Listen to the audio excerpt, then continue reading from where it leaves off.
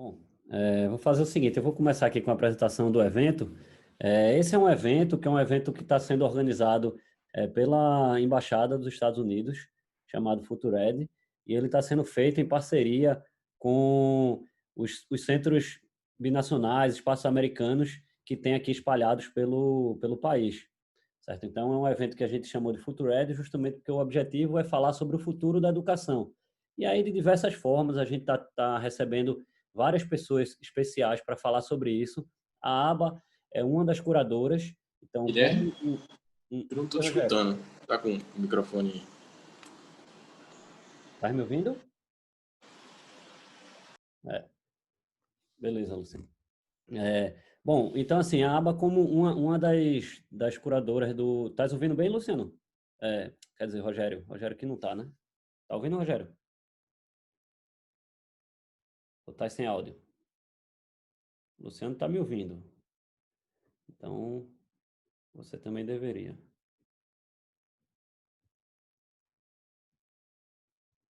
Eu acho que Rogério talvez esteja sem ouvir.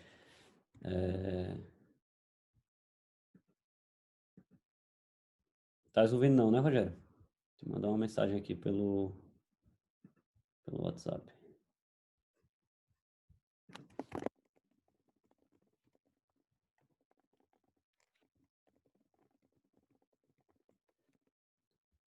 Bom, vamos torcer aí para Rogério conseguir ajeitar o som dele e ouvir a gente, né? Enquanto isso, deixa eu terminar aqui a apresentação. É, a ABA, como um dos centros, um dos espaços americanos, ela está sendo responsável pela curadoria de algumas dessas pessoas, e aí a gente já trouxe algumas pessoas de lá para cá. Se vocês quiserem assistir e receber informações sobre esses eventos anteriores, a gente vai estar publicando todos eles lá no link estudenaaba.com/futured, exatamente como o título do evento. E aí vocês lá vão poder ter acesso a edições que a gente está fazendo mais curtas dos eventos que estão acontecendo ao longo desse período, certo? A gente está fazendo algumas edições.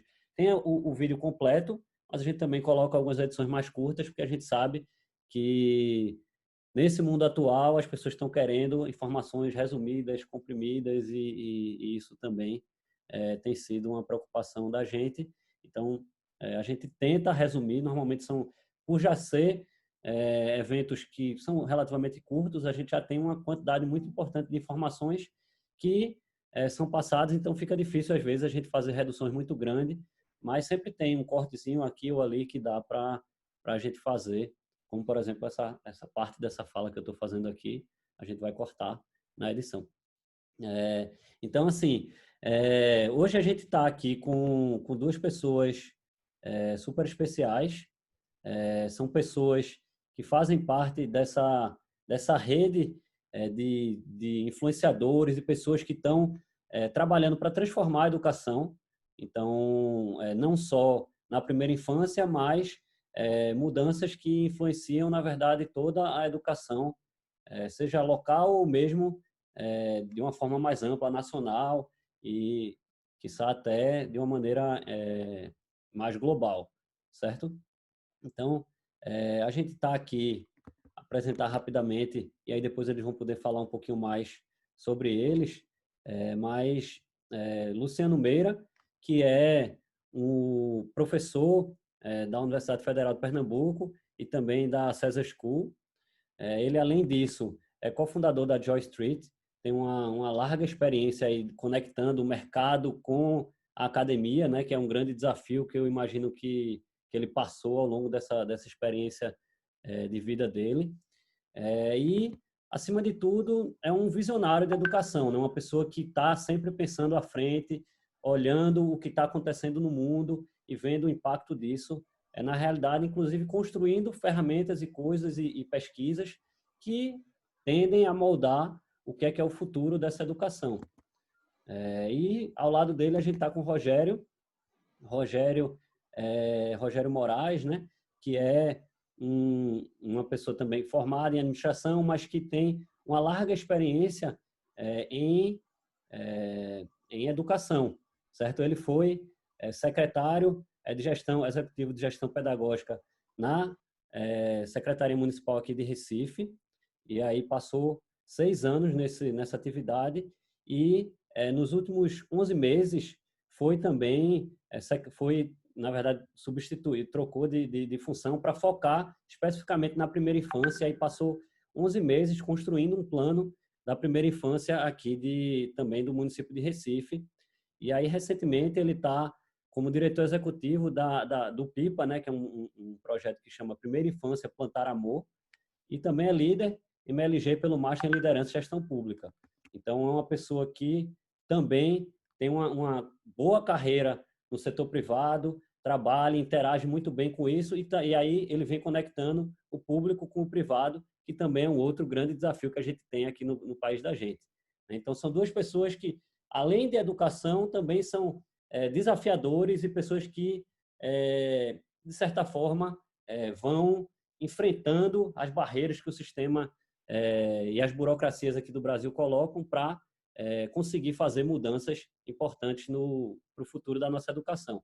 Então, vamos aproveitar esse momento e curtir, participar efetivamente. Quem for tendo perguntas, pode ir fazendo aí no chat, que eu vou estar registrando. A gente vai depois ter um momento para poder fazer essa troca. A gente vai ter também um momento aí, eles vão explicar um pouquinho, mas a gente vai ter um momento também aí para poder bater um papo e todo mundo poder participar um pouquinho. Então, quem estiver no YouTube e quiser entrar aqui na sala do Zoom, pode entrar acessando estudonaba.com/live, que vocês vão poder entrar para participar aqui de uma forma mais ativa. Então, Rogério, Luciano, a palavra é de vocês e tenho certeza que está todo mundo aí em excelentes mãos. Joia! Boa noite todo mundo que está aí, quem está chegando, quem está entrando. Prazer enorme estar aqui essa noite. Queria agradecer, Guilherme, pelo convite e principalmente por poder dividir esse convite com o Luciano Meira, que é um cara de altíssima referência aqui no mundo, né, conhecido no Brasil todo, e foi uma das nossas referências no trabalho realizado aqui na prefeitura. Aprendi e aprendo bastante com o Luciano, então é uma honra estar dividindo esse momento aqui com ele. Você já me apresentou muito bem, eu não vou repetir, mas de fato sou um administrador, um gestor que acabou mergulhando nessa área da educação e depois mais ainda na área da primeira infância, e normalmente quem se aproxima dessas áreas costuma se apaixonar pelo que faz, e a paixão me move, o propósito me move, e eu continuo aí nessa causa, cada vez mais buscando realizar e transformar um pouco aqui nossa realidade. Vou passar a bola para Luciano também fazer uma fala inicial, antes da gente projetar o material que a gente montou para servir de apoio aqui para hoje. Guilherme, obrigado pelo convite. Rogério, boa noite. Boa noite todo mundo. Um grande prazer estar aqui nessa conversa sobre primeira infância. Obrigado pela generosidade da apresentação, Guilherme. Eu vou adicionar, como o Rogério, apenas uma coisa, além da honra recíproca de ter trabalhado com o Rogério durante algum tempo, ele do lado do setor público, eu do lado do setor privado. Tem uma coisa que me conecta especialmente com esse bate-papo de hoje aqui, é que minha primeira atividade profissional foi como professor de crianças do Fundamental 1. Mas não é nem sobre isso que eu queria fazer a referência, é porque nas horas do recreio eu ia contar histórias, que era uma das coisas mais maravilhosas que acontecia. Eu ia contar histórias para o pessoal do infantil. Então, esse foi o meu primeiro contato. E aí eu comecei, o primeiro livro que me impactou muito desse universo foi A Paixão de Conhecer o Mundo. Eu acredito que muitas e muitos de vocês conheçam essa obra da Madalena Freire, onde ela relata, o título do livro é especialmente interessante, porque ela relata exatamente a paixão de conhecer o mundo que as crianças, nesse período, têm e demonstram tão bem na escola e em suas outras atividades. Então, é um grande prazer poder aprender com vocês, que são especialistas em primeira infância, e eu espero poder trazer uma ideia ou outra sobre educação, que talvez seja útil. Obrigado. Massa. Guilherme, Pronto, pode... Massa. Eu tive um probleminha técnico aqui com o meu PC, mas durante o caminhar aqui, se regularizar, pode ser que eu troque, saia aqui do perfil pelo celular e entre pelo computador. Mas agradeço a Guilherme aí pelo apoio técnico e da projeção. Como o Guilherme adiantou, minha gente, a ideia é que a gente não fica aqui só falando, como o Luciano às vezes comenta em algumas oportunidades, reproduzindo o modelo conteudista, né, da sala de aula presencial. A gente pensou em ter um momento onde a gente deixa algumas provocações e vocês que estão aí nos acompanhando fazem uma discussão, uma conversa em grupo, depois retornam, apresentam, de forma que fique, de fato, algo mais dinâmico e vocês consigam também trazer contribuições e a gente saia, né, no final aqui dessa noite, dessa conversa, com alguns novos insights. De fato, a gente não traz nada pronto, né? O material aí vai nos guiar a conversa. São provocações que, no final, a gente não sabe onde é que vai chegar, se vai convergir ou divergir. O objetivo é passear mesmo por essas ideias e, quem sabe, gerar novas ideias. O título que a gente deu para esse bate-papo foi Primeira Infância, onde o futuro começa. Eu acho que é uma frase muito feliz, Guilherme, porque dá a ideia de futuro, mas também não desconecta da necessidade da gente olhar para o hoje. Às vezes a gente fica falando do futuro, e esse futuro fica como um horizonte, é algo que nunca chega, mas o futuro é construído todo dia, no presente, e a gente precisa garantir direitos, precisa garantir oportunidade, né, para essas crianças hoje, né, precisa avançar e avançar bastante. Queria agradecer novamente aí a ABA e o consulado pela oportunidade da gente estar aqui batendo esse papo hoje. Pode passar, por favor, Guilherme. A ideia central, né, que eu acabei já adiantando, é a gente primeiro trazer alguns conceitos e depois, né, desses conceitos iniciais que funcionarão como provocações, a gente dialogar e aí poder, de forma instigante, construir aí algumas ideias e conectando primeira infância com educação infantil e educação para o século XXI. Então, eu não tenho dúvidas que o Luciano tem muito a contribuir com essa conversa aqui. Mais do que a experiência dele em sala de aula, no ensino fundamental, na contação de histórias, né, na educação infantil. Ele tem muita experiência também com design instrucional, com muita coisa aí do que a gente pretende para uma educação do futuro, um futuro que chegue logo, né? Então, e eu acho que existe uma conexão grande com esse assunto que a gente está falando, grande com a educação infantil. Tem muita coisa ali na educação infantil que, de repente, pode apontar para essas mudanças que a gente tanto deseja. Pode passar, por favor, Guilherme. Nós vamos, então, funcionar como provocadores, muitas vezes aqui no bate-bola. Eu falando aqui, daqui a pouco o Luciano assume, depois a gente troca novamente e segue aí conduzindo o trabalho. Pode passar, por favor, Guilherme. Ok? Então, vamos lá. A gente trouxe 3 pontos iniciais que a gente vai falar um pouquinho, né? Numa proposta, não trazer nada pronto, nenhuma verdade absoluta, mas provocar com um pouco do que a gente vem trabalhando, do que a gente vem vivendo aí e trazer algumas informações, alguns dados que vão permitir, né, essa nossa conversa. Ponto 1 é o que compreende e por que o melhor investimento é na primeira infância. Ponto 2 é quais as características para uma educação do século XXI.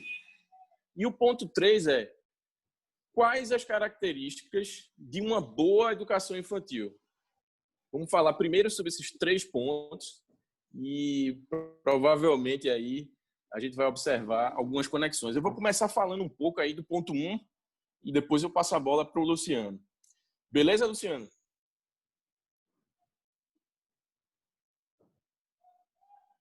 Vamos lá. Bom, gente, como o Guilherme adiantou, nos últimos 11 meses eu estive à frente da Secretaria Executiva da Primeira Infância aqui no município de Recife. Mas já tinha experiência na educação e na educação já vinha me aproximando bastante sobre esse tema. Esse tema não é uma novidade, principalmente para quem é da área de pedagogia, para quem é da área de psicologia, né? Todo mundo já estuda e sabe da importância da educação infantil, dos primeiros anos de vida, para a formação do ser humano. Então, certamente quem é pedagogo acompanha há muito tempo e conhece algumas metodologias, Reggio Emília, Montessori, né? Acompanha e sabe a importância de uma boa educação infantil para uma formação integral, né, do cidadão. Mas o que é que mudou? O que é relativamente novo nesse sentido? De uns 20, 30 anos para cá, a gente teve aí um advento, um fortalecimento da neurologia, todos os estudos aí, inclusive com a democratização da ressonância magnética. E aí foram produzidos mais estudos, mais evidências científicas em todo o mundo sobre a importância dessa fase. Então, a área médica também provocou uma série de contribuições nesse sentido. E a área econômica, cientistas sociais, economistas sociais, também comprovaram, através de estudos longitudinais, muitas vezes acompanhando as gerações, a importância e o impacto dessa fase para a vida de um indivíduo. O começo da vida, muitas vezes, provocando e permitindo aí todo o desenvolvimento humano ao longo da vida. É a grande janela de oportunidades, é o termo utilizado na área. Então, esses novos estudos de outras áreas reforçaram o que a pedagogia e a psicologia já sabia. E aí a gente acordou, né, enquanto governo, enquanto humanidade, enquanto sociedade, da importância da gente fazer um investimento maior nessa etapa da vida. E aí o mundo todo e o Brasil passaram a estruturar condições para isso. Para vocês terem uma ideia, o marco legal da primeira infância nacional é de 2016, há 4 anos atrás, no dia 8 de março de 2016. O marco legal daqui de Recife, municipal, é de 2018. Então, o assunto foi ganhando relevância em outras esferas, em outras áreas de conhecimento, mais evidências arrebatadoras foram chegando para reforçar o assunto, e aí os governos passaram a tomar mais medidas, né, para, de fato, garantir direitos, né, para essa população. Então, a gente passou a perceber, né, como um bom trabalho, voltando à educação infantil, focando na educação infantil, pode surtir efeito por todo o processo.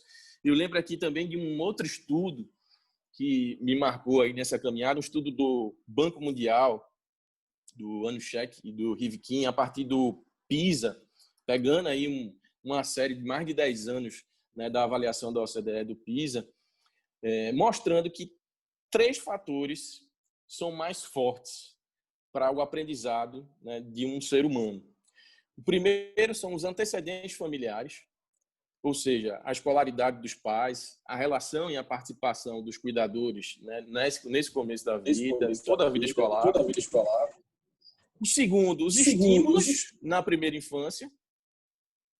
E o terceiro é, uma vez na escola, o professor, a prática do professor, né, a qualidade do professor. Então, veja como, de fato, o que os pedagogos já sabiam, o ambiente, né, a família, essa etapa da vida da primeira infância influencia no aprendizado de uma criança. 3 fatores mais, né, determinantes, mais impactantes nesse aprendizado. 2 tem muito a ver com esse começo da vida. 2 tem muito a ver, muitas vezes, com o antes da escola, que são os antecedentes familiares e os estímulos na primeira infância. Então, de certa forma, tudo corroborou para que a gente focasse nessa etapa. E, por fim, fazendo mais uma colocação aqui para terminar aí algumas provocações desse ponto 1, concluir esse ponto 1, a gente agora, né, vivendo num país extremamente desigual, uma pobreza bastante elevada, tende a sair, né, desse processo da pandemia ainda mais desigual e ainda mais pobre. E quem analisa dados de pobreza sabe que a pobreza está concentrada principalmente em famílias com crianças, e principalmente aqui no Nordeste. Então, se isso vai aumentar pobreza e desigualdade, isso é uma certeza. A gente não sabe o tamanho disso, né? Ainda estamos vivendo essa tragédia.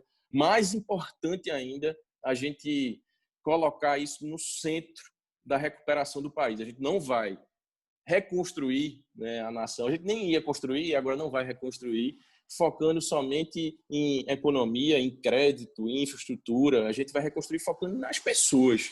E focando nas pessoas, o melhor tipo de investimento é nas crianças.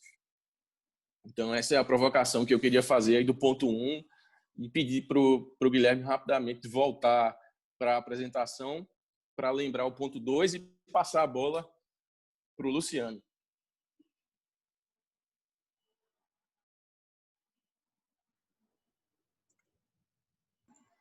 Obrigado, Rogério. Massa, muito legal essa sua intervenção. O ponto 2 é quais são as características dessa educação que a gente precisa para estruturar o futuro, né? Porque, como muito bem colocado no começo, o futuro é uma construção cotidiana.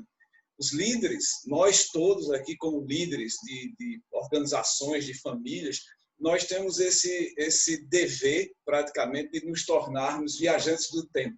Eu vejo o líder como um viajante do tempo capaz de antecipar futuros possíveis, ou seja, viajar imaginativamente até o futuro. Isso não é previsão, tá? Tecnicamente, a gente chama de forecasting, mas é um tipo de antecipação do futuro que é feito imaginativamente, tem até estratégias para fazer isso. E o líder é capaz, então, de trazer esse futuro para o presente e a gente vai cotidianamente construindo esses futuros possíveis. E quando se trata de primeira infância, quando se trata de educação em geral, nós somos, como educadores, nós somos a base da construção de projetos de futuro de qualquer nação. Isso parece uma frase vazia já hoje no Brasil, porque todo mundo acha isso, que a educação é importante, que é isso. Mas nos falta uma estratégia para chegar lá. Então, para ser mais específico e responder à questão da provocação, como é que a gente desenha uma estratégia de futuro para a educação? Eu vejo assim, a primeira coisa que a gente tem que perceber é como é que tem sido até agora, porque aí isso pode nos dar ideias de o que mexer, o que transformar e em que direção transformar para que tenhamos, de fato, uma educação que responda a esses desafios de nação que o Rogério colocou. Então, eu vejo a escola tradicional, o ensino, a educação tradicional, como um grande mecanismo de ofertar conteúdo com fins de certificação. Essa é uma coisa que definitivamente tem que mudar. A escola não pode ser mais esse mecanismo de entregar conteúdos com fins de certificar o conhecimento, certo? Mas trocar e transformar em direção a quê? E isso não é uma ideia nova, gente. Isso está em Paulo Freire. Eu só estou, de uma certa forma, revigorando, ou em John Dewey, muito mais atrás, no começo do século XX. Ou alguns aspectos disso em Maria Montessori, ou em Vygotsky, ou em alguns desses teóricos, mas eu tenho o meu próprio jeito de formular, é que essa entrega de conteúdo através da metáfora da aula, ela é muito precária no que diz respeito à formação dessas crianças para as competências que vão ser requeridas, que são competências absolutamente sofisticadas que a gente precisa hoje para organizar grupos para enfrentar, por exemplo, uma crise sanitária global. Ninguém enfrenta uma crise sanitária global porque sabe resolver uma equação do segundo grau ou uma raiz quadrada, tá certo? Você enfrenta um negócio desse, sim, porque você tem que saber matemática focada, por exemplo, na compreensão de gráficos exponenciais, porque senão você pensa que o crescimento da pandemia é linear e não é. Ele tem crescimentos diversos, então, mas que matemática é essa e colocada em que contexto? Então, de verdade, a escola ela tem que ser transformada desse mecanismo de entregar conteúdos a fim de certificar, num ambiente de aprendizagem para experiências imersivas. O que é que eu entendo de experiências imersivas por essa expressão? São problemas, demandas emergentes dos grupos sociais, da nossa comunidade, do planeta, que as crianças, os jovens adultos vão se debruçar usando conhecimento, mas para dar soluções, tá certo? Então, é um lugar de desenvolver projetos para desenhar soluções para problemas complexos. Aí isso vai exigir um conjunto de competências e habilidades que geralmente a escola não dá conta. Colaboração, confiança no outro. A escola não faz o exercício da confiança no outro. E por que confiança no outro? Ora, inovação, que é o tipo de solução de problemas que a gente precisa hoje e daqui por diante, ela requer risco. Arriscar-se em ideias que, a princípio, podem parecer idiotas, estapafúrdias, mas muitas ideias que parecem idiotas e estapafúrdias, porque são muito, aspas, viajadas, como os jovens falam, elas são aquelas que trazem as metáforas da transformação que a gente precisa. Mas você só fala essas ideias estapafúrdias para pessoas que você confia. Então, o exercício da confiança é uma dessas competências que a escola tem que estar desenvolvendo o tempo inteiro. Capacidades argumentativas. As pessoas pensam nas redes sociais, por exemplo, que ter uma opinião é tudo que é necessário para a construção de um conhecimento. Mas, na verdade, a argumentação é um processo muito mais complexo que precisa de uma opinião acoplada a uma justificativa e um processo contra-argumentativo. Enfim, nós precisamos, de fato, sair dessa posição de entregar conteúdo, e mesmo, eu circulo muito por escolas, às vezes mesmo escolas muito inovadoras, elas se veem dando aulas em excesso. Eu confio em vocês, então eu vou fazer uma proposição aqui dessas estapafúrdias. Eu acho que a escola não devia ter mais aulas, mas ela devia ter ambientes de aprendizagem, em que problemas são identificados, refinados e trabalhados dentro de um sistema experiencial para que as crianças aprendam a resolver as grandes questões que nos afligem. Hoje estamos numa crise sanitária, mas se aproximam emergências climáticas importantes e nós vamos precisar de muitos pequenos gênios e pessoas engajadas para entender esses problemas e criar novos conhecimentos para dar conta das soluções que elas vão requerer. Desculpa, eu falei demais, mas é só, na verdade, um preâmbulo do que a gente precisa começar a fazer.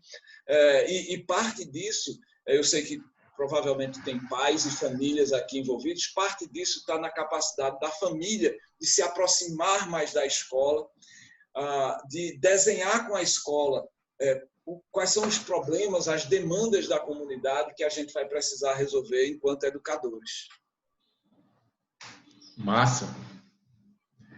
Rapaz, Luciano é o culpado aí de um dos últimos livros que eu li agora nesse período, que é a Utopia para Realistas, mas me nesse período, um livro arretado, eu indico, nota que eu li aí nos últimos tempos, e ele mexe muito com algumas dessas lógicas, desses paradigmas aí que a gente está preso, e de fato eu acho que muita coisa vai ser acelerada agora. Guilherme, pode retornar para a apresentação para a gente fechar com o terceiro ponto.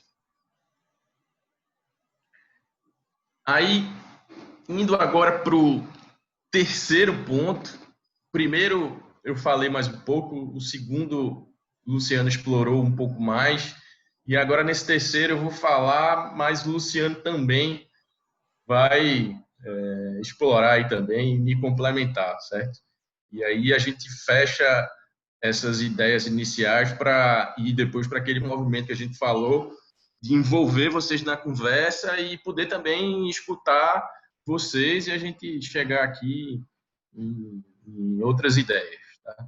E aí, seguindo para o ponto 3, né, tendo sequência ou não, a gente pode debater sobre isso. Quais as características de uma boa educação infantil? A gente falou primeiro infância, depois a gente entrou para a educação do século XXI e agora vamos focar aí em educação infantil. Bom, eu acredito que esses pontos eles estão conectados, né? Tem muita coisa que acontece, ou pelo menos do ponto de vista de concepções, é muito boa na educação infantil, que talvez devesse ser levado para todas as outras etapas de ensino. Na verdade, o que acontece hoje é uma influência de cima para baixo, né? O modelo da educação superior, ele muitas vezes influencia o modelo do ensino médio. O ensino médio muitas vezes influencia os últimos anos ali do ensino fundamental, os anos finais. Os anos finais influenciam os anos iniciais e os anos iniciais influenciam a educação infantil, muitas vezes provocando uma escolarização precoce, aquela pressão por um aprendizado, ainda na educação infantil. E talvez boa parte do segredo dessa educação do século XXI, que já há tanto tempo que a gente fala e muitas vezes não chega, está em algumas características da educação infantil. Né? Uma educação infantil que preza pelo lúdico, pela brincadeira. Isso é fundamental que seja levado e influencie o fundamental, influencie o ensino médio, influencie até mesmo o ensino superior. Uma educação infantil que preze pela formação integral da criança, pelas relações, pelo socioemocional. Isso que é tão forte, já está lá na BNCC, na nova base da educação infantil. Sem dúvida alguma, é muito do que a gente fala que precisa ser levado para o ensino fundamental, para o ensino médio e ensino superior. Por que não vai? Né? Quais são as pressões diferentes que ocorrem, né, no ensino fundamental e no ensino médio e superior que não ocorrem na educação infantil? Né? Onde é que esse processo se perde? Essa é uma das principais provocações aí que eu deixo, né, e venho falando. Eu acredito muito que cada vez mais a gente precisa da linha de Freire, Luciano. Você falou aí no Paulo Freire. Eu assisti recentemente o Dilema das Redes. Só lembrei de Paulo Freire. A gente só não vai ser engolido por quem tiver inteligência de dados na mão se a gente focar numa educação que gere massa crítica, que gere um cara que saiba pensar, que saiba ter suas ideias, formar suas ideias, suas opiniões. Pode ser que a gente tenha feito com alguns erros essa tentativa no passado. Pode ser que tenha faltado, né, até mesmo a paciência histórica, o momento ideal para conseguir chegar nesse processo. Mas eu acho que agora está mais do que na hora da gente reinventar isso daí e se a gente olhar com carinho para a educação infantil, eu acho que boa parte dos segredos estão lá. Queria escutar a tua opinião sobre isso, Luciano. Claro. Na verdade, o Mitchell Resnick, né, que é um educador do MIT, ele tem um artigo muito inspirador, cujo título é mais ou menos tudo o que nós deveríamos transformar em toda a educação já está sendo realizado na educação infantil. Ele estudou vários ambientes de educação infantil e tem um exemplo que eu criei após inspirado pelo trabalho que ele realiza, uma observação muito simples que todos nós podemos realizar, é na educação infantil que as paredes da escola ganham um tipo de instrumentalidade que você não vê mais, inclusive já muitas vezes no ensino fundamental. Que instrumentalidade é essa? Na educação infantil, percebam, isso é só um exemplo, mas eu acho que é bem ilustrativo de como nós podemos organizar esse tipo de ambiente para máximo uso das experiências das crianças. Então, na educação infantil, por exemplo, as paredes são displays, vitrines, que dão materialidade às ideações infantis. São seus desenhos, seus grafos, sua vivência imagética do mundo está pregada nas paredes, literalmente. Observem, entretanto, que na medida em que você vai para a educação fundamental, média e então no ensino superior, as paredes se esvaziam e elas se transformam unicamente em instrumentos de contenção e controle. As paredes viram instrumentos para a criança não fugir, não ir embora, para o jovem ficar realmente enclausurado. Esse é um exemplo que parece muito simples, e é bastante simples, mas ele revela para mim o quanto nós podemos nos inspirar, inclusive, no fenômeno da educação infantil, e as educadoras e os educadores, mais ainda as educadoras, porque é muito mais frequente as mulheres trabalharem na educação infantil, já tem um conjunto de competências relacionadas à vivência experiencial do outro, como capturar o imaginário de uma criança. Nós fazemos muito pouco isso na universidade, mas isso é absolutamente essencial para engajar o jovem no estudo. O jovem do ensino médio, gente, está abandonado. Aliás, em geral, tá? Obviamente tem muita gente fazendo coisa muito legal. Tem até uma questão aqui do Eduardo sobre como escalar essas experiências. A gente pode endereçar isso depois, se vocês quiserem. Eu tenho algumas ideias sobre isso.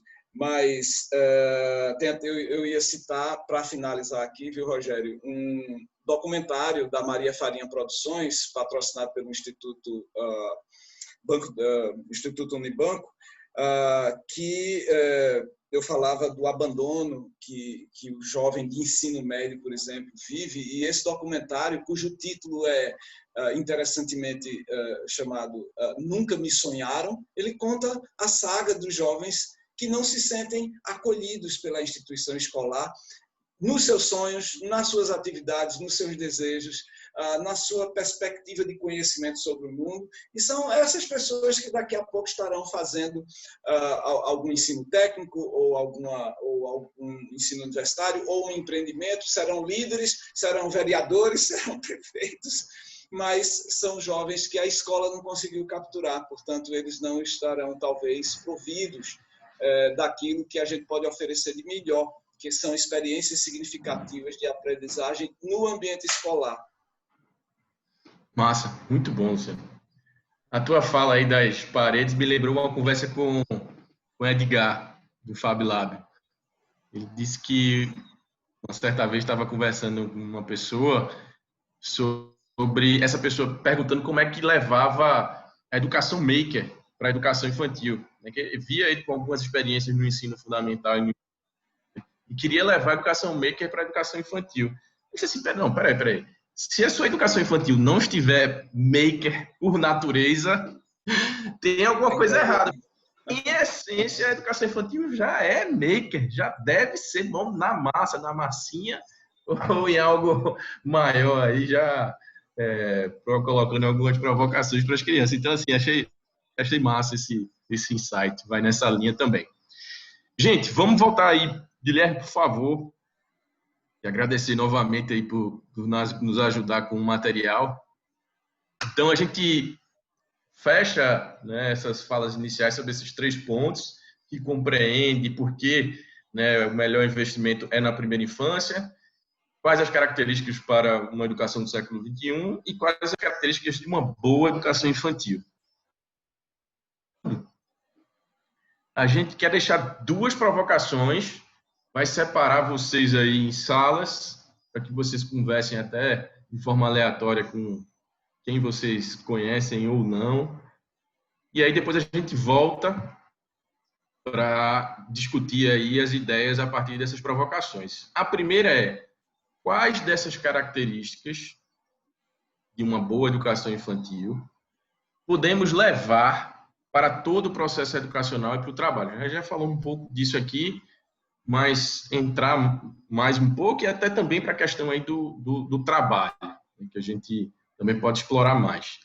E a segunda é: há uma conexão entre importância da primeira infância, educação do século XXI, educação infantil, didáticas inovadoras e futuro da educação e do trabalho. A gente quer deixar essas 2 provocações ações e daí em 15 minutos, assim que o Guilherme separar vocês em grupo, eu vou pedir apenas um favor, que logo em algum momento, ou no princípio ou no final desses 15 minutos, eu vou destacar aqui o horário assim que a gente for para a separação das salas, vocês elejam um representante, um orador que depois possa começar a falar o que o grupo discutiu e, obviamente, depois, se mais alguém quiser complementar e a gente conseguir otimizar o tempo, também pode opinar, tá? Então, vocês serão separados agora de forma aleatória em grupos, são 19h16 e 19h31 a gente retorna, tá? E essas são as duas provocações. Quais dessas características de uma boa educação infantil a gente pode levar para todo o processo educacional e para o trabalho? E dois, se há conexão entre a importância da primeira infância, educação do século XXI, educação infantil, didáticas inovadoras e futuro da educação e do trabalho. Beleza? A gente conta com vocês para tornar essa conversa ainda mais interessante. Beleza. É importante Guilherme, que vocês anotem as perguntas que estão colocadas aqui. vou tirar uma foto. Tira uma foto, faz algum registro aí, porque na próxima tela vocês vão estar entre vocês. Então, essa tela aqui vai sair e vocês vão estar se vendo do grupo, né? Então, quem não conseguir anotar, a gente, quando entrar nos grupos, a gente vai falando. Eu vou separar aqui, exatamente como o Rogério falou, de forma aleatória. E aí vocês fiquem à vontade. Vai aparecer, a gente vai mandar uma mensagem quando estiver próximo de acabar o tempo. E aí vocês vão ver aqui que vai aparecer na tela de vocês um aviso direcionando vocês para irem para uma sala. Então, basta vocês clicarem no botão de entrar na sala que vocês vão ser direcionados para a sala.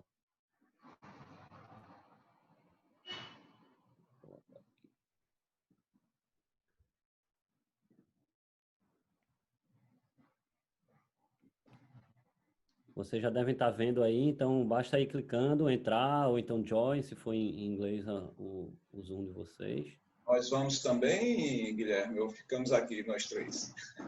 Não, os anfitriões eles ficam podendo navegar entre as salas. Na verdade, eu recebi um convite de breakout room aqui, da sala 1. Não foi? Foi, eu neguei e para a gente poder ficar... Ah, ok. Então eu vou negar aqui. Que é melhor. Pronto, não.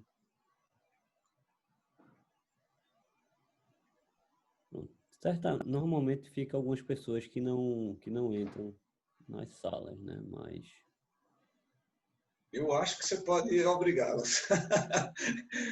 Eu tenho a impressão que você pode enviá-las automaticamente, mesmo que elas não façam join. Você tem uma opção aí que você diz, você tem que ir. Deixa eu ver.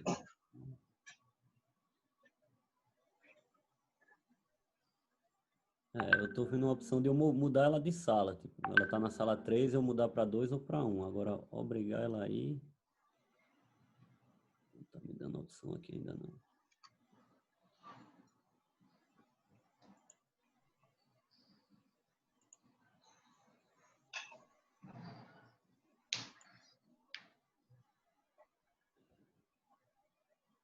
Você colocou quantas pessoas em cada sala?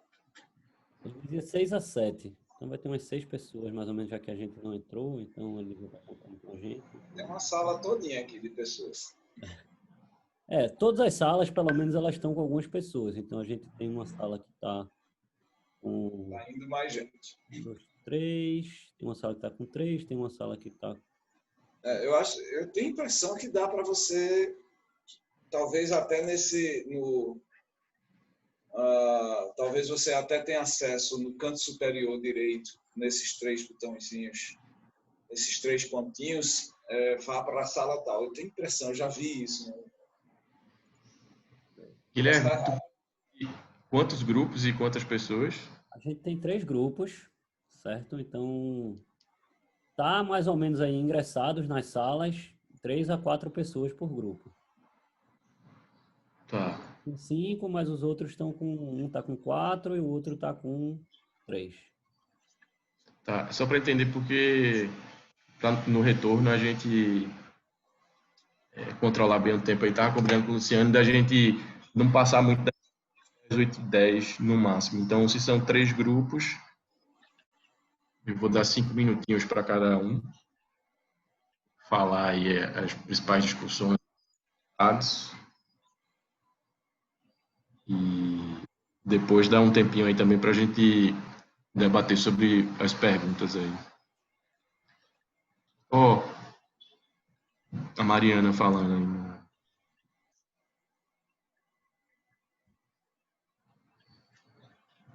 Ela não apareceu. Onde eu clico? Deixa eu ver aqui, Mariana.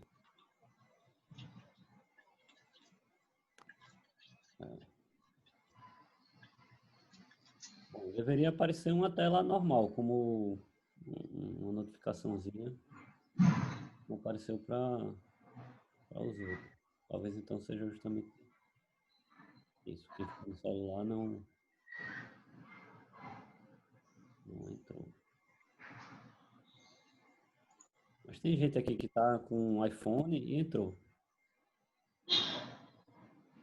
Pelo menos tem no nome, né? iPhone.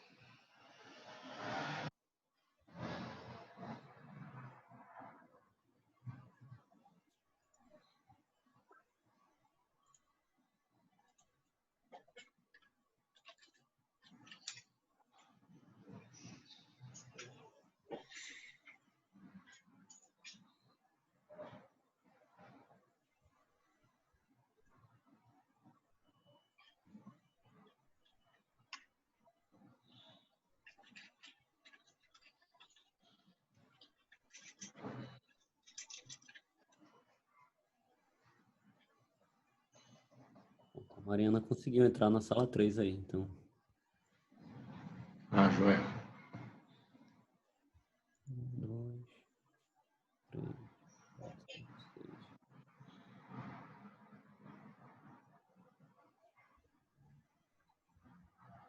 6.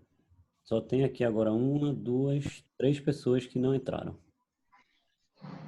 Da gente.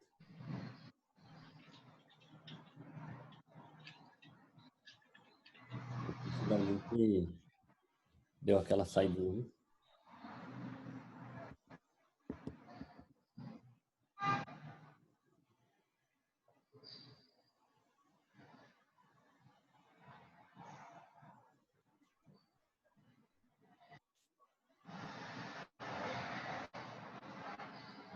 E aí, o que é que vocês estão achando? Tá curtindo?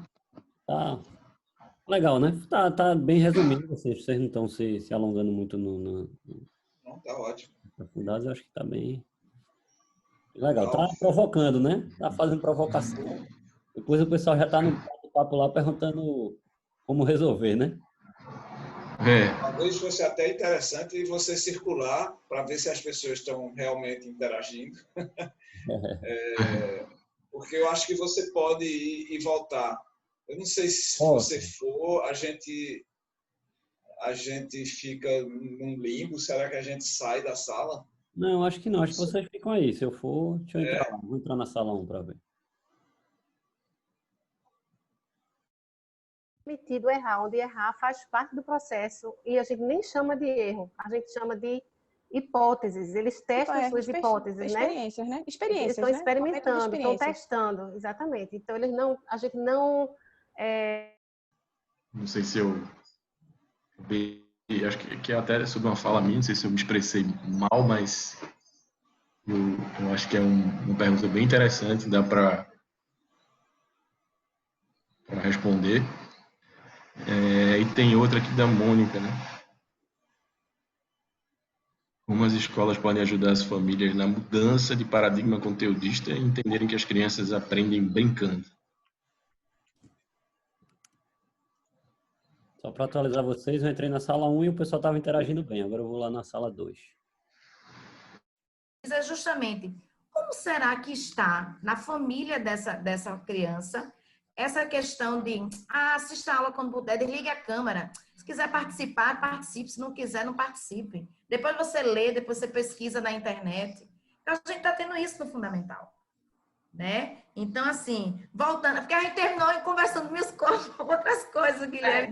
Deixa eu corrigir, Sônia. Essa criança que eu falei, dos 4 dias online, que o conteúdo do conhecimento, ele está tendo aula online com os professores, mas o online para ele, como ele é muito pequenininho, ele tem 6 para 7 anos, tudo é vídeo. Eu vou assistir o meu vídeo da escola. Ele não entende ainda que é a sala de aula. Mas ele entendeu que o conteúdo ele pode pegar por outros meios. Eu sei. Mas a convivência com os colegas só na escola. Isso. Né? E aí essa convivência... O livro novo do Siddhartha. O neurocientista. Eu li o Oráculo dos Sonhos, achei massa. Tem muita coisa. Não, acho que muito. Oi, Guilherme. Oi. Oi, tudo bem? Como é que tá aqui a conversa? Eu botei aqui.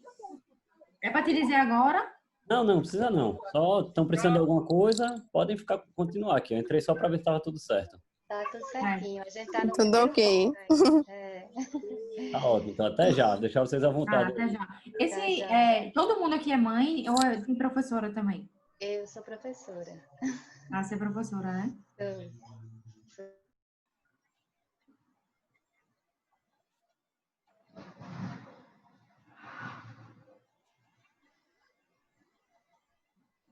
Mas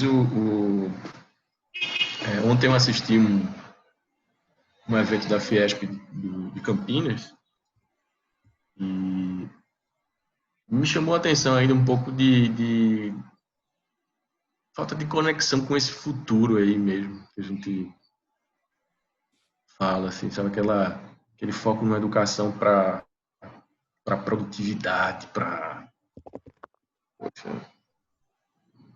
enfim, vale também até um bate-papo sobre isso, para saber se está bem sintonizado. Eu tenho uma live, eu sou o homem das lives. Quarta-feira que vem, às 9h30 da manhã, Rogério, com a Escola F, sobre futuro e liderança. Ah, que massa! É só meia hora. Gostei do formato. Meia hora. Eu até falei com Renata Moura hoje para ver como é que a gente conversaria com a Escola F nessa linha aí, foi bom saber. E, coincidentemente, eu vou estar também num evento que você está também. Eu fui olhar lá em Cermeira, do Nexo, Jornal Nexo. Ah, sim. Que dia você tá? Eu não entrei na programação ainda não, a mulher falou comigo ontem, vai ser dia 15 de outubro. A programação está muito massa, muita gente legal. Eu tô no dia 13 de outubro, às 17 horas, com o Ricardo Henriques, né? Que é o CEO do Instituto Unibanco, que por acaso eu citei hoje aqui. Economista. Eu nem sei com quem eu vou estar ainda, só deu ok lá. A gente já está aqui. É o futuro do trabalho. O meu vai ser uma tá mesa... aí, né? Oi? É um tema que está aí, né? Em vários eventos, né? Cara, eu estou em mais eventos do que eu consigo dar conta. Trazer novidade para cada evento que é do lascar, né? Porque tem uma hora, nem eu me aguento mais. Porque, obviamente, ficou fazendo... Eu participava de muito evento, mas eu tinha que viajar para São Paulo, via de regra, né? Teve um ano que eu fiz 50 viagens para São Paulo, num único ano. O ano tem 56 semanas, eu praticamente estava toda semana em São Paulo.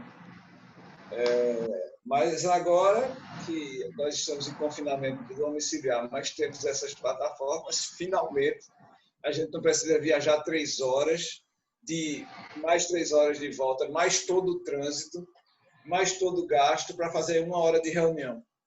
Isso já aconteceu muito.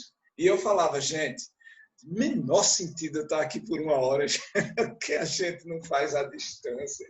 Não, porque conectividade, porque não sei o quê. Pô, você reúne todo mundo aqui no auditório, eu fico na minha casa, você me projeta. É mais barato, eu cobro menos. Guilherme, deu... Foto pessoal, né? Tá, ok. Eita, tá na hora. Tá na hora. Aí pede 60 segundos aqui, e aí daqui a pouquinho eles estão votando. De fato, isso foi uma coisa que a pandemia ensinou às pessoas, né? A tanto fazer evento online quanto reunião online. Tudo isso realmente não vai fazer mais sentido, esse tipo de coisa, né? Viajar para São Paulo para fazer uma reunião. Eventos, ainda tem eventos que precisam, né? Que tem uma interação, tem coisas que são importantes, mas... Não, eu falo assim, mas na verdade é muito bom e eu adoro São Paulo. E encontrar as pessoas vai ser sempre bom. Eu digo sempre, nós somos seres corpóreos e animais sociais, muito mais do que racionais. Então, nós precisamos do trânsito dos nossos corpos, inclusive nas multidões, não agora, mas precisamos disso. E, obviamente, precisamos dessas redes emergentes, né, em que a gente não fica enquadrado. Então, precisamos de muito mais serendipidade do que é possível numa reunião do Zoom. De fato, há limitações que o ser humano não é capaz de absorver, pelo menos não ainda com a mentalidade e a cultura que a gente tem hoje, né? Talvez um dia...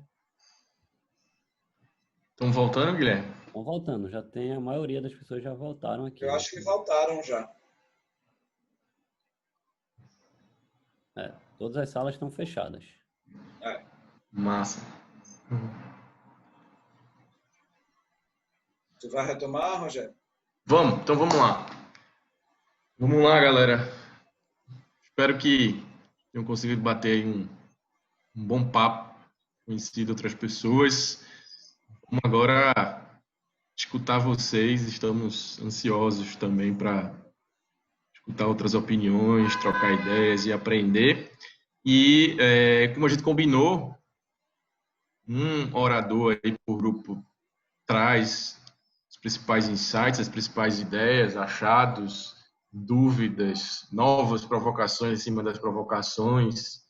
E depois, né, se alguém quiser complementar, complementa. São 3 grupos, então, a princípio, uma pessoa de cada grupo vai puxar aí a conversa e eu quero, para balizar aí de tempo e organizar nosso tempo aqui, no final ainda sobrar um tempo para a gente responder algumas perguntas, dar 5 minutos para cada orador, tá bom? Guilherme, só me ajuda aqui, então, o pessoal que está na sala 1, vou pedir para dar o espaço aí para o orador entrar no papo aqui.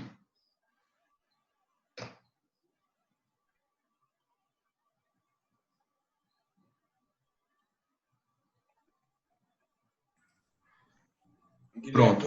Você é a sala 1, mas eu não lembro qual era a minha sala não, hein?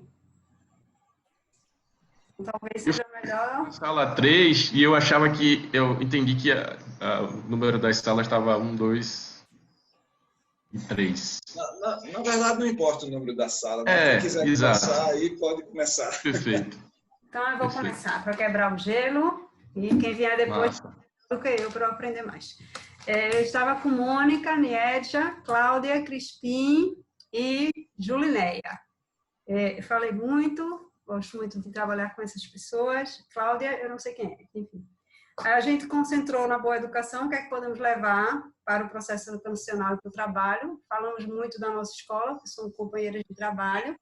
E da nossa escola, a gente vê que pode levar a capacidade de argumentação, as professoras fazem atividades e prezam por atividades que aparentemente são simples, mas que levam as crianças a pensar fora da caixa, a pensar diferente. Inclusive, tem essa atividade num dos anos, que a professora leva um pedaço de um desenho de um animal, de uma cobra, e eles não podem completar o que seria. Tem que completar com outra coisa e explicar como chegou aquele próximo desenho. Leva a curiosidade, né? É uma escola que trabalha muito a curiosidade, instiga muitos alunos. Meu filho estuda na escola e ele está no fundamental e ele continua com o mesmo pique de curiosidade que ele desenvolveu na educação infantil. E são os 2 pontos que a gente trabalhou, conversou sobre o que levar para o trabalho, o que levar para o fundamental, e pontuou um dos desafios, que é como ensinar aquela criança a argumentar com educação, com delicadeza. Ela é dona daquela ideia, mas aquela ideia pode não ser a verdadeira para o coletivo. Então, ela não pode chegar impondo. Como ensinar isso às crianças para elas não perderem a razão, digamos assim.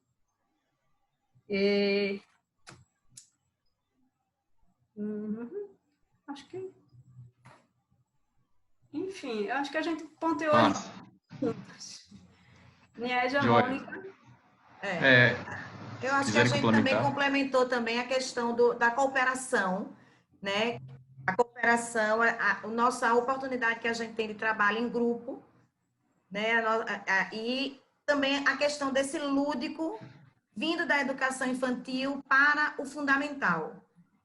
E aí a gente traz algumas atividades, algumas oportunidades de trabalho em grupo, onde as crianças possam usar da sua criatividade, compartilhar as ideias com os colegas, e aí com isso instigar ainda mais a curiosidade deles, tanto pelo conteúdo que está sendo trabalhado, como ampliar também esse conteúdo de interesse da criança. Joia. Um ponto que a gente falou e que tem tudo a ver com a pergunta que Mônica colocou no chat, foi um ponto trazido por Miege, foi a escola, ela recebe todo tipo de aluno, todo tipo de família. Então, ela vai receber a família que valoriza a escola, a família que não tem mais paciência de educar o seu filho, e a escola é que educa, e aquela família que não está nem aí para a educação do filho, nem para o conteúdo, nem nada, que a escola é realmente um depósito, vou ficar livre do meu filho. E aí, qual o papel da gente como professor para que essa criança ela receba da escola o que pode fazer ou levar para frente, né? Esse é um desafio que é a integração família-escola. E saber exatamente quais são os limites, até onde a escola vai e o que é o papel do resto da sociedade, incluindo a família. Massa, muito bom, minha gente. Obrigado aí pelas contribuições. Vamos escutar os outros grupos para a gente ir debatendo. A gente vai comentar, Rogério? Depois,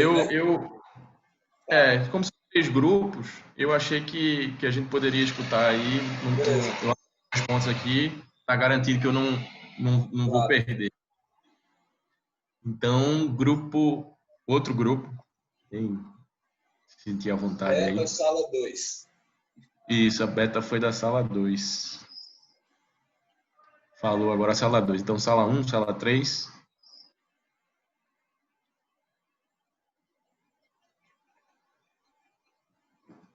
Sala 1, estão ouvindo? Sim. Aqui é Beth. Olha, foi interessante que no grupo a gente encontrou uma mãe da escola, né? Que fez pedagogia também, está fazendo pedagogia. Foi muito interessante a fala dela, porque ela fala como uma pessoa que está entrando na área de educação formalmente, né? Como professora, mas também como mãe. Mas as ideias que vieram foram várias, né? Então, assim, pelo visto, a educação infantil tem muito o que inspirar, muito o que levar para fundamental, para o ensino médio, para a universidade e para os ambientes de trabalho também. Algumas palavras que a gente colocou, que saíram na discussão, foi características, né, desse mundo infantil, da educação infantil. As crianças são muito makers, elas são muito construtoras, elas estão sempre criando, elas estão sempre com a mão na massa. E seria interessante que isso não se perdesse ao longo da vida, né? Que as crianças pudessem continuar experimentando, que é uma coisa que a gente estimula muito na educação infantil, é a experimentação, não usamos nem a palavra erro, a gente usa a palavra teste de hipótese. Então, as crianças estão descobrindo o mundo, testando suas hipóteses. Então, o erro, mais na frente, especialmente em escolas mais tradicionais, se coloca um holofote em cima do erro. E na educação infantil, o holofote está na criança e nas suas descobertas, nas suas conquistas. E seria interessante que essa ênfase no descobrir, na descoberta, continuasse, né, nas construções. E a criatividade também é muito estimulada. A criança já é, por natureza, construtora, criativa, curiosa. Então, seria interessante que essa criatividade, essa capacidade de construção, as crianças são verdadeiros, especialmente com 6 anos, 5, são verdadeiros engenheiros, né? Tudo se transforma numa construção até real. E são muito inovadoras e estão sempre experimentando, descobrindo formas diferentes de fazer as coisas. E mais na frente parece que há se poda isso, né? Se reprime um pouco essa possibilidade de fazer diferente. Você não, mas você tem que fazer assim. A rosa é vermelha, a rosa é rosa, não pode ser preta, né? Então, na infância, na primeira infância, a gente vê muito a abertura para a experimentação, para a criatividade, e existe uma confiança. As crianças confiam nos adultos e seria interessante que isso fosse levado para um ambiente de trabalho. A questão da confiança, da gente poder confiar um no outro, porque a gente pode olhar para o outro como aquele que vai nos acolher. Não apenas nos usar, vamos dizer assim, né? Usar a nossa cabeça, usar nossas ideias, usar nossa mente, mas olhar para a gente, nós olhando uns para os outros, enquanto seres humanos, e possibilitando a troca de afeto, que a gente vê muito na educação infantil. A criança até olha para a gente, é engraçado que às vezes chama o professor de mãe, às vezes chama a mãe de teacher, né, de professora. Então, essa relação de afeto seria interessante também puxar e levar para um ambiente de trabalho, que não seja uma coisa seca, uma coisa mecânica, uma coisa sem vida, né, mas que realmente possa entrar esse componente de confiança e de afeto. Eu acho que foi basicamente isso que a gente discutiu. Arretado, muito arretado, Beth. Valeu mesmo. Eu dou tempo também alguns pontos aqui, já estou me segurando para não falar, mas vamos escutar o outro grupo, que a gente fecha essa rodada de escuta e a gente volta a conversar. Então, vocês foram sala 1? Falta agora a sala 3 apenas. Que é Ana Lu, certo. André... A sala 3 e agora falta 1. Falta só essa sala, né?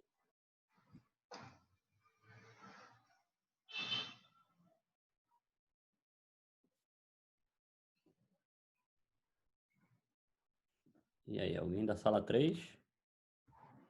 Vou falar a sala 3. Não estava conseguindo liberar o áudio.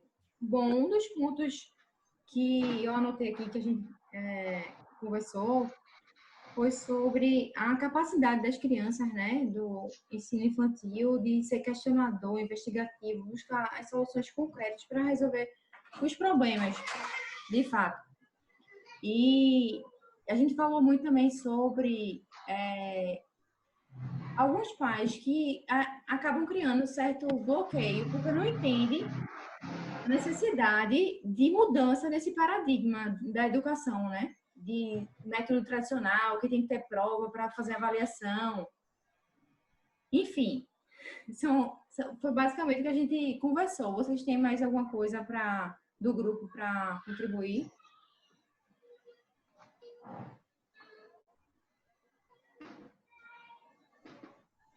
Miss Mari? Que ela estava falando na hora que a gente voltou para essa sala. Joia. Vamos lá, vamos agora fazer aí um bate-bola e se mais alguém quiser falar aí, a gente também volta a abrir. São 7h45, a gente perdeu uns minutinhos aí para começar. Na verdade, decidiu, né, esperar também uns minutinhos para começar. Então, a gente está programando ir aí até às 8h10. A gente tem mais 25 minutos. acho que é tempo suficiente para a gente fazer esse bate-bola e ainda tentar responder algumas perguntas aí pelo chat. Luciano, você quer falar primeiro? Pode ser, tem muita coisa boa aí, né? Deixa eu falar 2 ou 3 coisas rapidamente que me inspiraram até. Eu vou até colar um desses negócios aqui, porque eu quero ficar pensando sobre isso. Que 2 grupos, pelo menos, falaram, esse último, o primeiro, acho que o segundo também, acho que todo mundo falou nisso. E eu estou me dando conta cada vez mais na minha experiência que famílias não são clientes de escolas. Elas ou são tratadas como parceiras aprendizes ou não vai dar certo. Então, famílias precisam ser convencidas. Então, se você tratar, se a relação for uma relação de serviço de consumo, ele já pagou a mensalidade, deixa ele fazer o que ele quiser. Especialmente, talvez, na educação infantil, a gente vai ter mais problemas. Então, a gente tem que idear maneiras de construir uma rede de relacionamentos afetivos e intelectuais que envolvam os pais, a mãe, o pai, o cuidador, a cuidadora, em geral, de modo a transformá-los de clientes em parceiros aprendizes. Essa foi um insight, principal coisa que eu já deixei colado aqui, que eu vou querer pesquisar mais isso. Quem é que está fazendo isso por aí? Porque eu tenho eu ouço tanto falar nisso que eu acho que se a gente não modificar isso, parte considerável do ensino privado, público, na educação básica, ele terá sido prejudicado consideravelmente.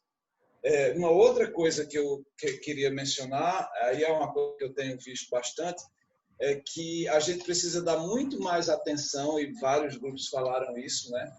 À curiosidade, aos interesses do jovem, da criança. Eu vou parar por aqui, viu, Rogério, por enquanto. E aí eu me lembrei muito agora de uma nova visão. Todo mundo já ouviu falar de lifelong learning, inclusive aqui a Betânia citou o livro. Não, Betânia pediu o livro que alguém citou. Eduardo citou. Porque eu tinha citado o Mitchell Resnick, de fato, o Lifelong Kindergarten é o projeto dele. E aí, essa ideia de lifelong learning, ela está bem descrita na literatura, tem muita gente. Mas tem uma outra ideia também, correlata, menos conhecida, mas igualmente interessante, que é o life-wide learning. Porque lifelong, né, ao longo das idades, das diferentes idades, na medida que a pessoa se desenvolve. Mas tem o life-wide, que é, numa mesma idade, eu poder perceber diferentes contextos ao meu redor, diferentes tipos de problemas, diferentes tipos de pessoas. Então, a ideia por exemplo, de eu entrar em ambientes que têm alta densidade de diversidade de pessoas, né? Pessoas diversas, diferentes gêneros, raça, cor, background, e isso produz aprendizagem. Então, eu queria fazer esse contraponto, porque no ensino médio, a gente não... Esse wide é de largura, né? A largura de banda no ensino médio, por exemplo, aliás, eu diria assim, né? Na educação infantil, a criança pode se distrair com as coisas e aprender. Mas no fundamental, ela pode se distrair muito menos. Nos últimos anos do fundamental, ela quase não pode se distrair. E no ensino médio, não tem espaço para nada. É só o Enem, tá? Não pode. A gente tem que ter life-wide learning na escola inteira. Você pode se distrair, pode, como alguém citou aí, levantar questões, levantar problemas que ele ou ela gostaria de resolver. Isso é life-wide. Não tem life-wide na medida. Esse funil é terrível e a gente precisa tomar conta disso. Inspirado no life-wide do ensino infantil. Eu vou também fazer uma rápida fala e também já emendar numa provocação, devolvendo para ti, Luciano, até mesmo Guilherme, se o Guilherme na parada, todo mundo aí que está participando. Betânia, Ana Lúcia, né, trouxeram muitos pontos aí interessantes. Eu me lembrei muito do que o Murilo Gun vem trabalhando, dessa questão da criatividade, que é uma competência tão importante que parece que alguns modelos educacionais parecem limitar, apertar cada vez mais essa criatividade que é tão natural, né, nas crianças, e a gente vai podando, vai tirando ela. E me remeteu também ao que Beth falou aí da questão do erro, que não é erro, ao trabalho lá do Eck, de Stanford, né, que deu origem ao livro Mindset, que mostra como é importante a gente desenvolver esse modelo mental que goste de errar, que goste de enfrentar, né, os desafios. E com isso, implemente um modelo mental de aprender, de evoluir, não ter receio, né, de se arriscar. De fato, também é fundamental. E aí, emendando com a provocação aí que eu prometi, também abrindo aí para o Guilherme, mas esse insight me veio quando o Luciano falou do Enem. O Enem acaba, mesmo sendo um processo avaliativo, influenciando muito o modelo de ensino, né? Coisa meio que se inverte. E aí, será que também o mercado de trabalho, né, ele tem um poder aí grande sobre esse modelo educacional? Muitas vezes os pais, eu acredito que, inclusive, também ficam regidos por esse mercado, e com medo, né, dos filhos não entrarem no modelo pretendido. Hoje, o mercado de trabalho mudou e está pedindo essas competências socioemocionais, né? Já está vendo que não basta só a competência técnica, que precisa, né, dessas competências relacionais, e isso, de certa forma, está sendo refletido no modelo educacional. Mas aí, quando é que esse mercado de trabalho vai perceber também que cada vez mais as características mais humanas é que vão ser as mais importantes? Nesse livro que a gente falou aí da Utopia para Realistas, né, do holandês lá, o Bregman, eu esqueci, fugiu agora o primeiro nome dele, Luciano. Muito interessante quando ele traz o gráfico de produtividade e empregabilidade, que durante boa parte aí do último século, e inclusive do século retrasado também, é uma correlação perfeita. Aumenta a empregabilidade e aumenta a produtividade. E no começo desse século agora, 2021, já foi 20% dele, né? Essas curvas se descolam e a produtividade começa a crescer bastante, abre a boca, né, do jacaré, como se diz em gráficos desse tipo, e a empregabilidade começa a cair. Ou seja, a atividade vai estar cada vez mais ligada aí à máquina, à robotização, e cada vez mais vai ficar mais importante as características e os comportamentos humanos, as relações humanas, a criatividade, né, ideias novas, a relação, né, de humano para humano. E eu acho que o mercado de trabalho está precisando também acordar para isso, né, perceber isso. Aí a provocação que fica, Guilherme, Luciano, será que também não é um processo inverso aí, o mercado de trabalho acordar para isso e influenciar esse processo?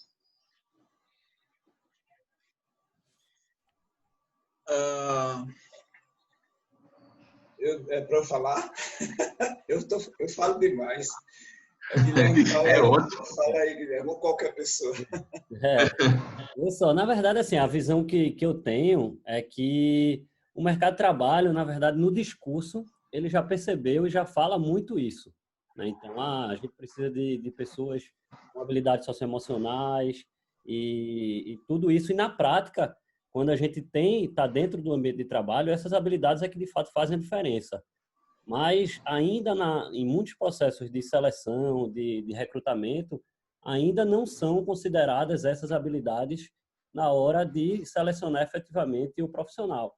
Então, acaba que elas são no discurso, mas na prática existe ainda uma certa dificuldade, um certo gap aí entre isso. E aí as pessoas, obviamente, acabam sendo selecionadas e às vezes acontece eventualmente de ter uma pessoa muito boa tecnicamente, mas que não se adapta a uma cultura, a um ambiente organizacional, porque ela não tem habilidades, por exemplo, como adaptabilidade, como flexibilidade, como saber aprender, saber se relacionar bem com os outros. Então, essas são habilidades que se tornam cada vez mais relevantes, ainda mais nesse cenário que Rogério já colocou aí, de que a gente tem máquinas fazendo muitas coisas que a gente fazia, e o que é o grande diferencial do ser humano nas ações é realmente a gente ter esse tipo de habilidade. Então, por exemplo, quando a gente começou a falar de empreendedorismo aqui na escola, a gente falava para os alunos do ensino do Fundamental 1. Então, a gente, não, pessoal, a gente agora vai começar a ter um momento para a gente conversar sobre empreendedorismo. De cara, teve uma rejeição muito grande das famílias. Não, mas empreendedorismo para o meu filho, ele ainda é muito jovem e tal.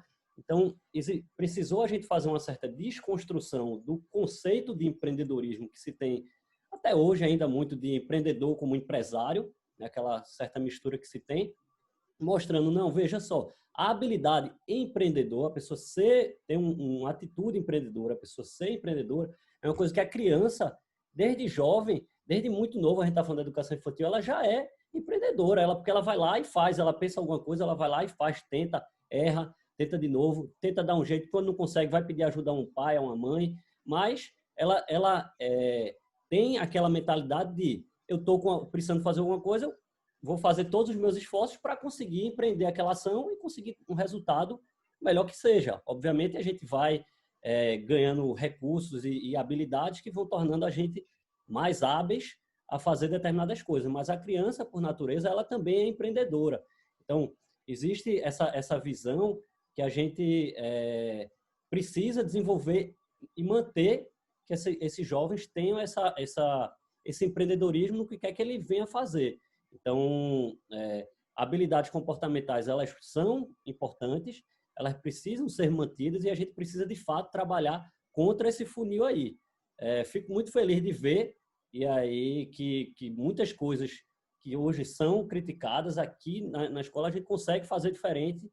E, por exemplo, quando o Luciano falou das paredes, eu fiquei super tranquilo porque as paredes aqui, todas, mesmo se você for no 7º ano, que é a nossa série mais avançada, tá tudo lá, cheio de cocô, tudo pregado a coisas, tanto dentro quanto fora da sala de aula.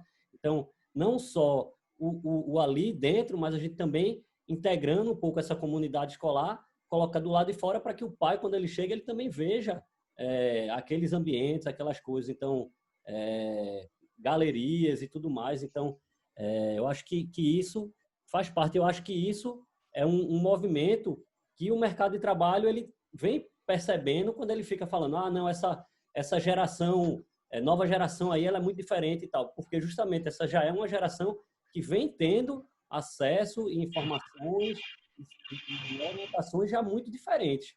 Então, isso vai chegando no mercado de trabalho, a gente começa a já ter pessoas, como por exemplo, a idade de Rogério, a minha idade, então, pessoas que já tiveram uma formação muito diferente de pessoas de outra faixa etária, como os nossos pais. Luciano, acho que está no meio do caminho aí, né? Mas também é uma pessoa que você vê que vem estudando. Eu sou velho, Guilherme. A idade dos nossos pais, né? Então, por isso que está aí no meio do caminho, assim, um pouco mais, mas eu acho que é bem por aí. Então, eu acho que o mercado de trabalho ele vem percebendo isso já na prática, mas ainda falta só naquele momento de recrutamento e seleção ele conseguir implementar aquilo que ele gostaria de ter. Luciano, minha gargalhada é porque as suas ideias são as mais jovens. Generosidade da sua parte. Nesse aspecto, ele é mais jovem que a gente, né, Rogério? Rogério, vocês sempre muito generosos. Eu queria só pontuar que o que a gente chama de o mercado de trabalho, na verdade, tem uma diversificação enorme, complexa, multifacetada e está em constante transformação. É muito difícil apontar para um mercado de trabalho e você dizer, eu estou formando esse jovem aqui para aquele mercado de trabalho, porque quando você chega lá na frente, o mercado está transformado. O mercado tem uma dinâmica impressionante. Mas alguns padrões, eles emergem.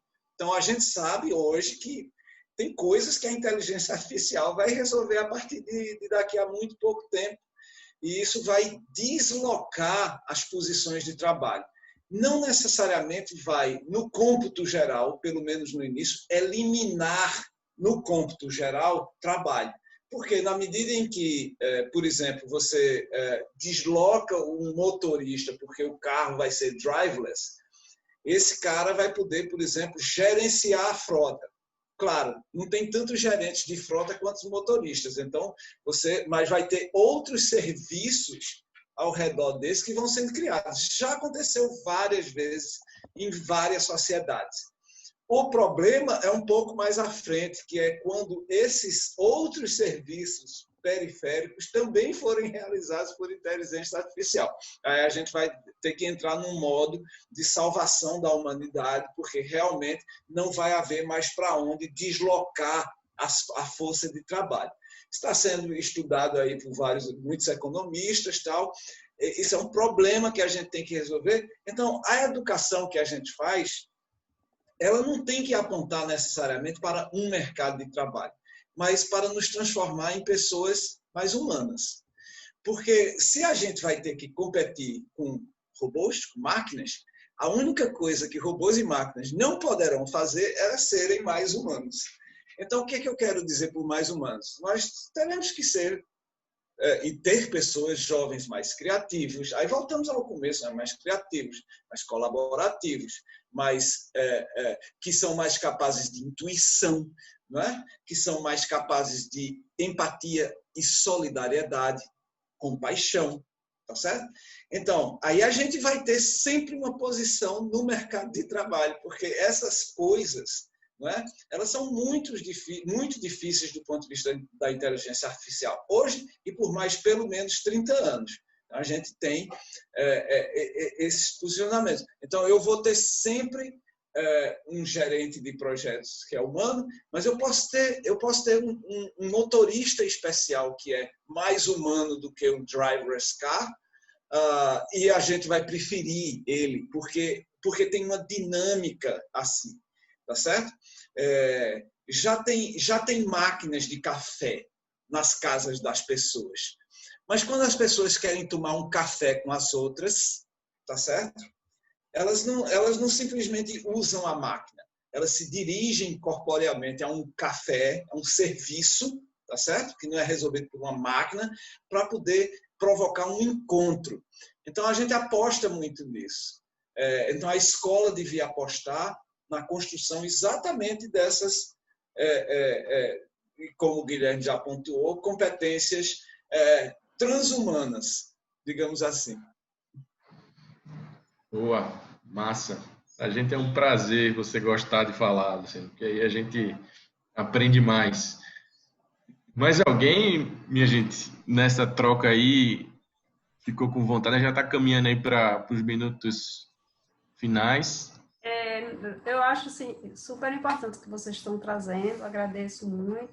Tudo sempre é uma questão de equilíbrio, e a sociedade é mutante, como bem o Luciano falou, mas é equilibrar, né? Equilibrar o conhecimento técnico, equilibrar o ser humano, porque o desafio está aí. Você tem que ser humano, você tem que ter essas capacidades, mas você também tem que ter um pouco do conhecimento técnico. Não é uma coisa em detrimento da outra, não, acho que caminham juntas. Como dosar isso e lembrar de que tem certas coisas que vem de casa e transformar essa parceria, Luciano, da família, trazer a família, e aí, assim, né, tem certos limites da própria escola, e a escola não é a resolução do mundo de jeito nenhum. Acho que tirar um pouco essa carga da escola, a escola resolve tudo, que tem sido sendo colocado ao longo dos anos, ter esse equilíbrio entre a técnica e a formação humana, a gente também essa técnica, acho que é super importante também perceber aí. Excelentes pontos, Betânia, anotados aqui, excelentes pontos. Queria ter mais tempo da gente expandir, até porque a criatividade não vive sem a técnica. Você não consegue ser criativo no abstrato, você é criativo sobre algo que você conhece. Tem muita coisa interessante no que você falou, que pena a gente não pode discutir mais, já vai começar a se despedir, né? Pois já emende aí, doutor Luciano, que depois eu também faço. É para agradecer somente esse formato muito mais interessante. Eu estava dizendo para a Guilherme aqui, eu não aguento mais me ouvir. em live, eu estou me sentindo esvaziado, porque é live demais. E eu duvido que tenha uma pessoa que veja mais de uma live minha, mas eu valorizo muito esses outros formatos que a gente pode conversar, trocar uma ideia de verdade, quase como se estivéssemos num café. Então, me senti muito à vontade. Obrigadíssimo pelo convite, pela possibilidade de um formato mais interessante, mais com uma escuta mais apurada, até do que a gente fala e do que o outro fala. Então, obrigadíssimo pelo convite, parabéns ao trabalho de vocês. Foi uma ótima noite. Joia. Gente, obrigado também. Gratidão aí por essa troca de ideias. Fiquei ainda mais curioso de conhecer mais o trabalho de vocês. Já conheci um pouco através, né, de Guilherme. Fui aluno da ABA, do curso de inglês aí na adolescência. E sei, né, a qualidade, o foco na qualidade, na excelência que vocês têm.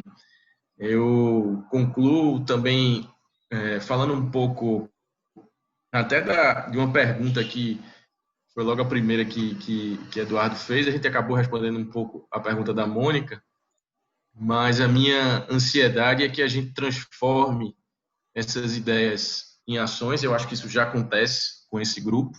Espero que isso se multiplique. E, como eu falei agora há pouco, já foi embora 20% do século XXI e a gente precisa, de fato, de uma educação de qualidade para esse país. E, Guilherme, eu queria ler uma frase que está lá no material. Se você puder, por favor, voltar aí. Aí. Isso, do uruguaio Eduardo Galeano. A gente falou muito aqui, né, no livro e vem falando de algumas coisas que eu acho que tem tudo a ver com utopia, uma palavra que ganha força nesse momento que o mundo está vivendo, que o Brasil está vivendo. A utopia está lá no horizonte. Me aproximo 2 passos e ela se afasta 2 passos. Caminho 10 passos e o horizonte corre 10 passos. Por mais que eu caminhe, jamais alcançarei. Para que serve a utopia? Serve para isso, para que eu não deixe de caminhar. Então, eu tenho certeza, minha gente, que todo educador guarda aí uma utopia e que continuamente está em formação continuada, em aprendizado continuado, para garantir um bom processo de ensino-aprendizagem aí para as nossas crianças e adolescentes. Obrigado, parabéns pelo trabalho de vocês. Guilherme, valeu, obrigadão mesmo, hein? Ótimo. Eu assim que tenho que agradecer, né? Vocês duas pessoas fantásticas, dedicando aí um pouquinho do tempo de vocês para conversar abertamente com a nossa comunidade. Esse evento que a gente está fazendo é um evento que é totalmente gratuito, aberto para outras pessoas. A gente espera que, além das pessoas que estão aqui participando, a gente vai alcançar ainda outras pessoas a partir das gravações e materiais que a gente vem produzindo. Educação é isso, né? Quando a gente passa por um momento desse, uma live ou mesmo que seja uma sala de aula, um parque, onde a gente for e a gente consegue sair com essa sensação de que algo mudou dentro da gente, né? Então, eu fico feliz até, por exemplo, de ver o Luciano dizer que ele fez uma anotação que vai levar isso para outros momentos de reflexão dele. Tenho certeza que Rogério também, cada um aqui está saindo com algumas provocações que a gente vai levar para casa para refletir um pouco, quem sabe até interagir de volta com alguns que estavam aqui para trabalhar e construir junto alguma coisa para que a gente efetivamente chegue a um caminho, porque a gente está saindo com mais provocações do que a gente entrou, né? Então, acho que esse é o grande ponto e por isso que a gente está com 2 grandes provocadores aqui que contribuíram muito. Então, pessoalmente, obrigado, Luciano, obrigado, Rogério. Agradecer também institucionalmente a ABA por estar cedendo esse espaço aqui a gente e a Embaixada dos Estados Unidos por também estar nos apoiando aqui com esse evento. Então, e agradecer em especial também a todo mundo que está aqui, né? Ficaram até essa hora aqui com a gente, foi um papo legal. Eu imagino que o tempo passou muito rápido, pelo menos para mim. Quando eu vi já era 8h10, né? Então a gente já está nessa despedida. Tenho certeza que algumas perguntas que a gente não conseguiu nem responder aqui dariam pano para muito mais discussões, né? Então, esse é um papo que realmente não tem fim, mas, infelizmente, a gente tem que acabar, porque a gente tem cada um suas outras coisas, mas fica aí o convite para, quem sabe, a gente ter outras rodadas, outros momentos, seja com esse grupo aqui, com outros grupos, mas levem essas provocações para outros ambientes e vão continuar aprendendo por aí, certo? Obrigado aí a todo mundo, boa noite e até a próxima.